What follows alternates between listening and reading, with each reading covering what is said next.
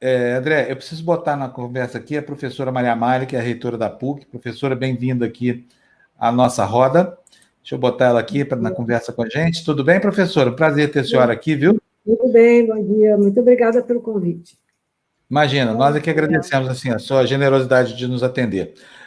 Bom, nós temos aqui pessoas vinculadas à área acadêmica, o André César, a Ju, né? Eu não tenho vida acadêmica, não, parei no mestrado Já teve? e não, não, fiquei no mestrado, mas tá bom. No meu mercado de trabalho, como eu não sou professor e não pretendi dar aula, aqui no nosso mercado, titulação é bem pouco importante, sabe? Então, assim, um pós-doutor aqui pode ganhar menos do que um estagiário recém-formado que opera bem um software das redações. É uma profissão engraçada minha, por isso está acabando.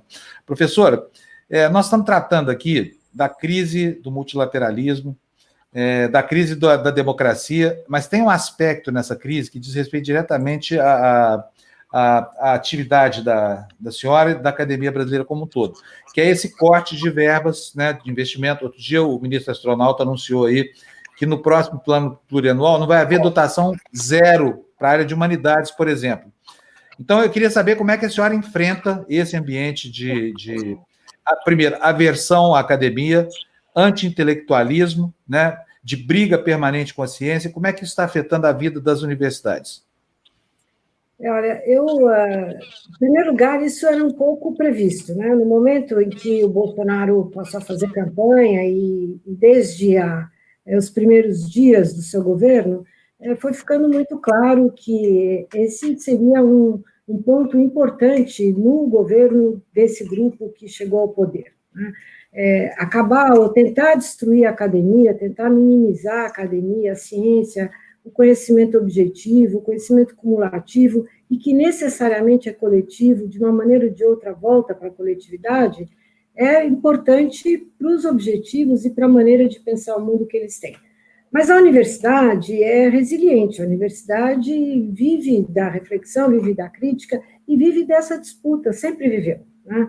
As universidades são instituições antigas, o conhecimento é muito mais antigo que a universidade, o conhecimento, a produção de conhecimento sistemático, e sempre incomodou, de tempos em tempos incomoda, de tempos em tempos é perseguido. Nós vamos em frente, a gente está acostumado com ter momentos com um pouco mais de recurso, momentos com menos recurso, mas a academia, a universidade, a ciência, a tecnologia permanecerão, na minha opinião, principalmente em sociedades como as que a gente tem hoje. Nós estamos vendo isso na pandemia agora, né? De um lado, esses governos ultraconservadores fazem o discurso anti-ciência, mas, de outro lado, estão todos eles se testando suas equipes, garantindo certas condições para si mesmos e para os seus, que não são, que dependem do conhecimento científico. Então, para a universidade tem sido difícil, é um momento muito delicado, a perda de recursos é muito grande, é muito séria, o conhecimento depende de ser continuamente produzido, de ser sistematicamente trabalhado para ter, de fato, o potencial que deveria vir a ter. O conhecimento nas áreas de ciências humanas é fundamental, especialmente em sociedades complexas como as que a gente vive hoje, mas nós vamos em frente, nós sabemos que vai passar. Bom, professor, agora deixa eu perguntar uma coisa aqui para você. Depois eu vou entregar a senhora para os leões aí, tá? Para a Ju e para o André. Mas antes eu quero eu mesmo dar uma mordida, assim. Quero saber da senhora o que significa para a Universidade Brasileira, para a ciência, para os nossos valores ocidentais, para o iluminismo, e tudo isso, um ministro como esse Weintraub. Como é que a senhora se sente do seu cargo, sabendo que tem alguém dessa, digamos assim, qualidade ou dessa falta de qualidade governando a nossa educação? Bom, você me faz uma pergunta de resposta fácil, né? Eu me sinto muito mal. Eu me sinto... Ministros vão e vêm, né? Ministros, há aqueles que a história mostra que foram melhores e aqueles que foram piores. Agora, há um mínimo de expectativa em relação ao ministro, e esse que aí está não responde a nenhuma delas, né? Agora, ele não é um ministro da educação, do meu ponto de vista, né? Ele é um ministro que está no lugar que está, porque é um lugar que ele pode estar, um lugar importante, que gere muitos recursos, que gere muita regra, mas ele está lá não é para cuidar da educação, ele está lá para cuidar de manter uma certa perspectiva ideológica. Então, ele não é, na verdade, um ministro da Educação, né? Infelizmente, para nós, ele não é um ministro da Educação no sentido de propor políticas educacionais, se preocupar com a educação no país, se preocupar com a produção da sociedade, porque educação é isso, é a reprodução, né, da sociedade. Ele está lá para outras coisas. Agora, infelizmente, ele tem a chave de um cofre bastante grande. Nós vamos ter que apertar os cintos enquanto ele lá está, e eu insisto, vai passar. Eu vou deixar. Você quer perguntar, André? Que aí eu faço depois. Quer perguntar para a professora? Para a professora não, para a reitora, né? Na professora, a reitora a gente é de vez em quando, que nem ministro. A professora a gente é um tempão. Então eu vou falar, então, Maria Amália. Bom dia, tudo bem? Inclusive, eu sou aluna da PUC, eu estou no doutorado de Ciências Sociais, e eu fui beneficiada, eu queria até contar isso aqui para as pessoas, pela bolsa da Fundasp, porque o que aconteceu? O governo federal botou inúmeras bolsas de pesquisa, deixando a comunidade acadêmica numa situação absolutamente difícil e desesperadora, porque esses cortes ocorreram sem aviso prévio. Nós sabemos que é uma medida de retaliação contra, de fato, a ciência, o meio acadêmico. O meio acadêmico, aí eu vou falar por mim, tem, de fato, muitos problemas, é muito presunçoso em diversos momentos, mas não significa que deva pagar com corte de pesquisa, deva pagar porque a gente tem no poder pessoas que não compreendam a importância da ciência. Então, isso posto, o que a PUC fez? A PUC lançou uma medida emergencial de tentar fazer com que os alunos permanecessem com uma bolsa, mas pagando exatamente o que o governo federal vinha pagando, que é muito menor do que uma mensalidade integral, inclusive da PUC. Então, isso foi muito legal que a instituição fez.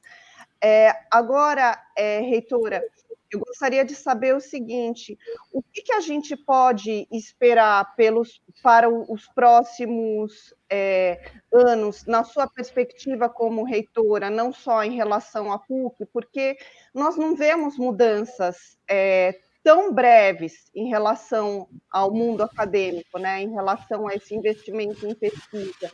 E eu sei que vocês têm batalhado muito, muito, muito mesmo para isso. Juliana, que bom que você mencionou isso. De fato, a universidade ela é importante por duas razões, por três razões, mas há duas que eu queria destacar aqui, né?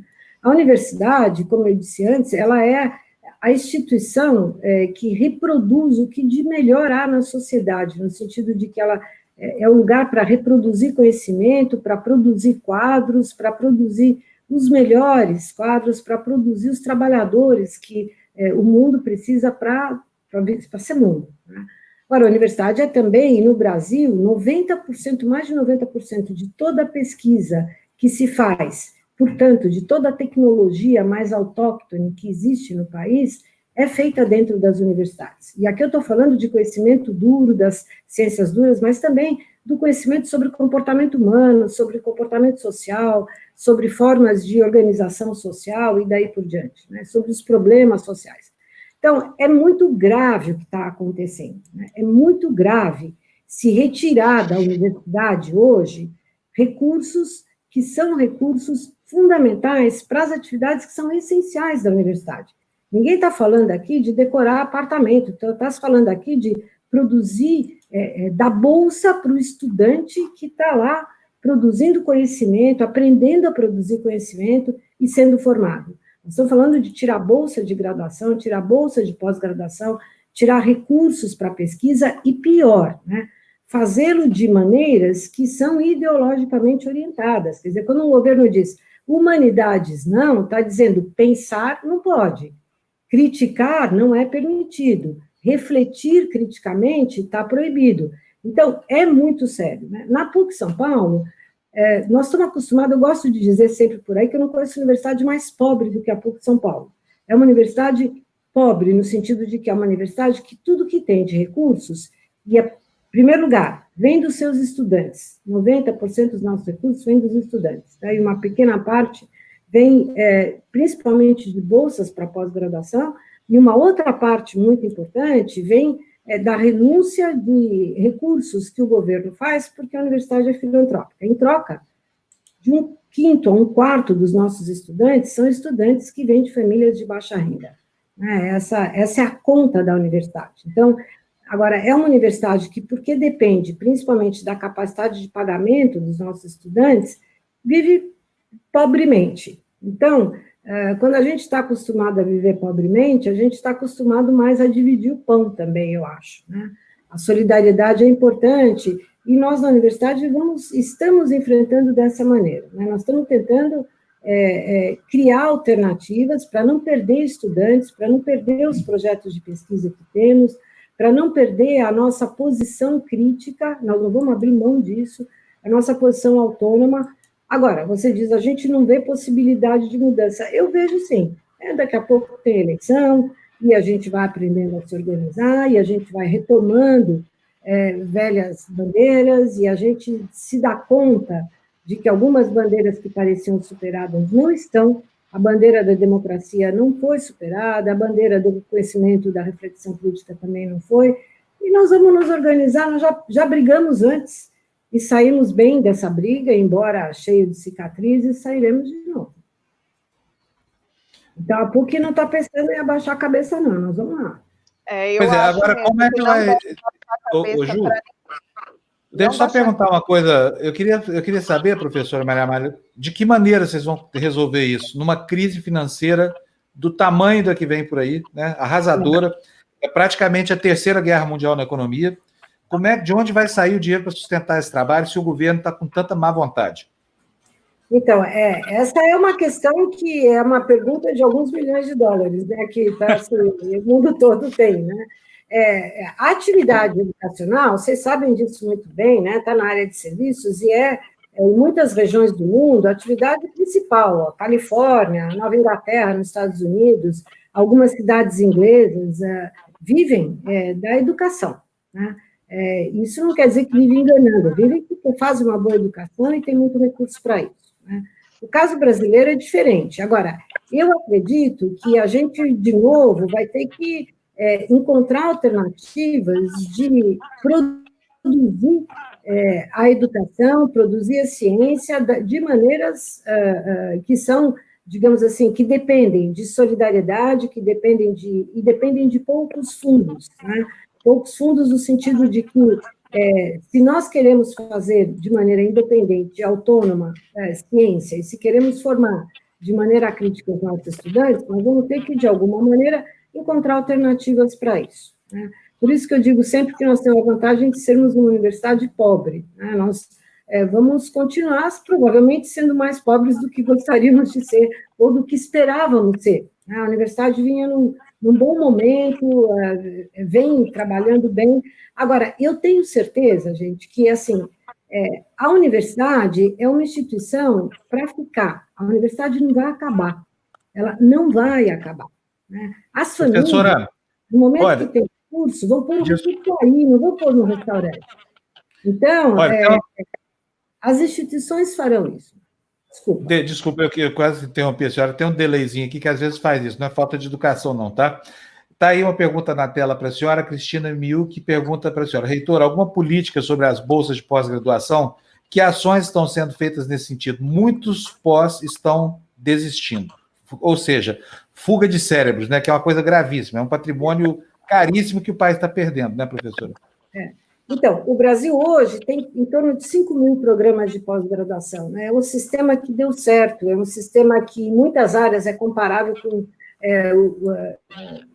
primeiro, é um sistema importante, que, com todas as críticas, se baseou, digamos assim, no desempenho, né? Que cresceu sistematicamente nos últimos 50 anos no Brasil, e que, pela primeira vez em 50 anos, começa a ser enxugado pelos cortes que estão aparecendo ou que vêm do governo federal. Então, certamente, há uma questão aí, que é a questão de como parar esse sangradouro que o governo federal vem fazendo. Eu acho que a primeira coisa que é importante, a PUC, como outras instituições, nós temos que nos organizar, estamos nos organizando, né? As universidades, os sistemas de pesquisa, os pós-graduandos, têm força política. Vamos nos lembrar que o primeiro grande golpe que o governo Bolsonaro sofreu foi quando ele fez o primeiro corte na pós-graduação e o Brasil inteiro foi para a rua. O Brasil inteiro foi para a rua para defender a escola, para defender a universidade, para defender a educação. Isso vai voltar a acontecer. Então, eu acho que essa é a primeira questão, né? Ninguém vai resolver sozinho, num gabinete, pedindo pelo amor de Deus, passando pix para o ministro as suas questões na pós-graduação.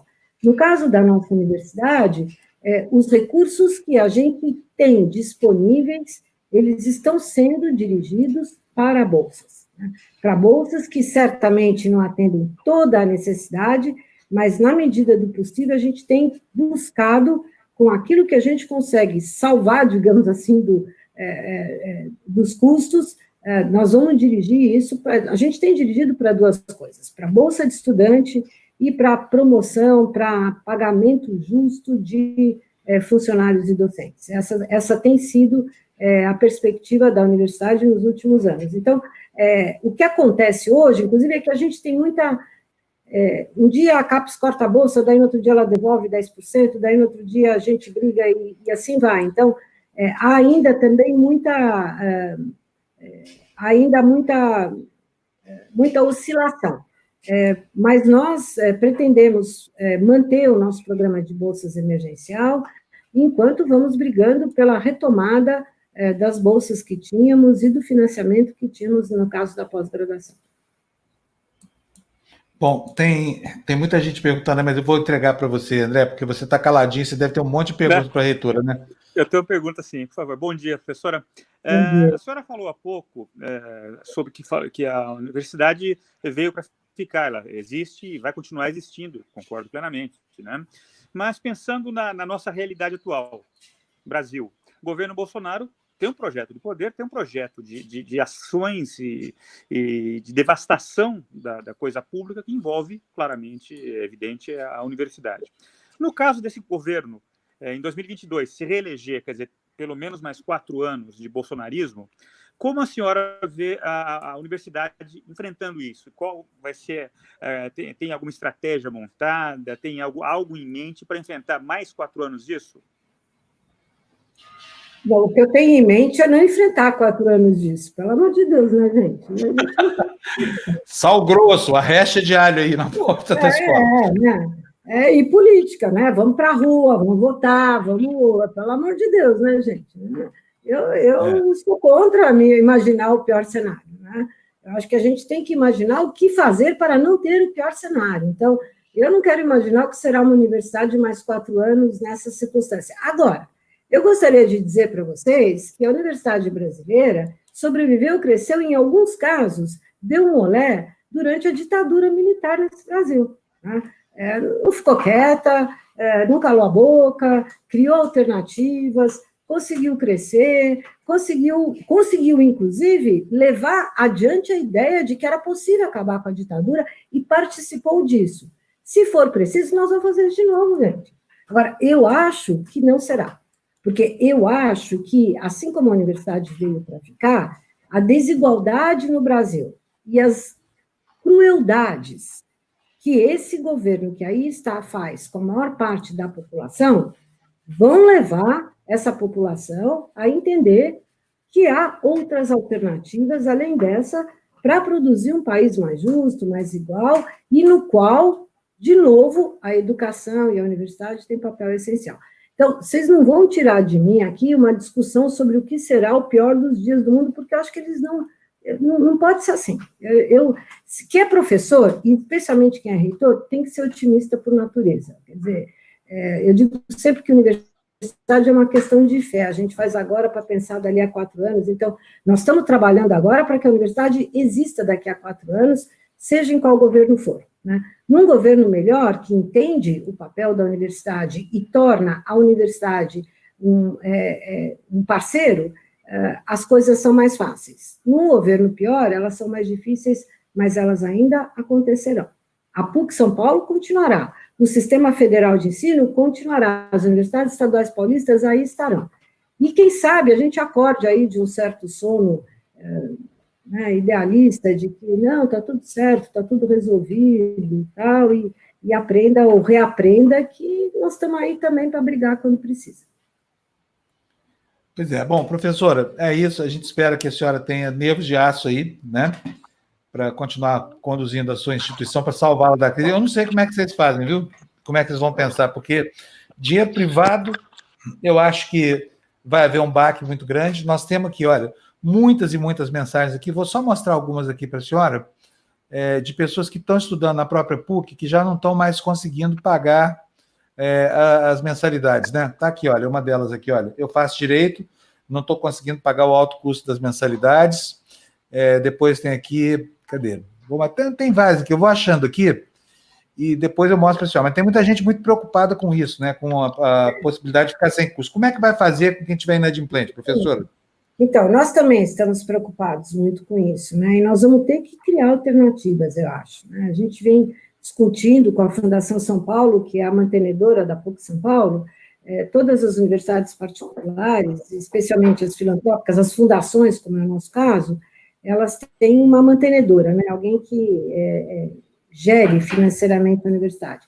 Eu acho que não há a menor dúvida de que nós teremos que criar alternativas, porque não interessa a ninguém, não interessa a instituição, não interessa a mantenedora, a universidade de maneira nenhuma, e as famílias também não interessa, perder a oportunidade de ter a sua formação completada, né? E mesmo de dificultar o acesso à universidade. Então, nós vamos, sim, pensar alternativas que, de alguma maneira, permitam que a gente mantenha os estudantes na universidade. Vou te dar um exemplo pequeno, mas que é importante para mostrar o nosso compromisso, né? Agora, durante esse período de fechamento, digamos assim, de suspensão da atividade na universidade, nós temos feito muita coisa online. E aí nos damos conta de que temos estudantes que não tinham o equipamento necessário para participar dessas atividades, ou, às vezes, o recurso necessário para comprar o pacote de dados que precisa.